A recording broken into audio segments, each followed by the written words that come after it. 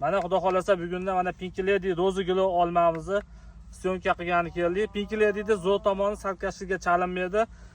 Pink Ladyda urug' payvanddagida ham bemalol ekyorasizlar. Sababi o'zini chaynatgan olmalardan yana biri bu Pink Lady hisoblanadi. Kuzgi olmalar juda ko'pchilik biladi. Eng kami 5 yilda meva keladi, lekin Pink Lady urug' payvanddagida ham 2-3 yildan nishonasini berib boryapti do'stlar. O'tgan yil mana shu bog'dan kaltagini olib ketib payvand qilganmiz. Xudo xolasa 106 payvanddagida 3000 dona Pink Lady roziga olmamizdan bor. Yaqinroq olib kelib ko'rsatib qo'ying olma holatini. Ovozdan qaranglar. Zo'r. Dehqonga bittadan like bosamiz. 7-yilda xudo xolasa tonnalari zo'r. Bemalol ko'rasizlar, qishli olmalardan eng zo'ri Pink Lady hisoblanadi. O'zbekiston sharoitida zo'r moslashdi Pink Lady.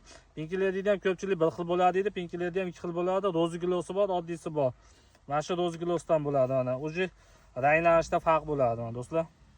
Sog' bo'lasizlar, videoni olmaga qiziqqanlar jo'natib berasiz, dehqonga lakdan bosamiz.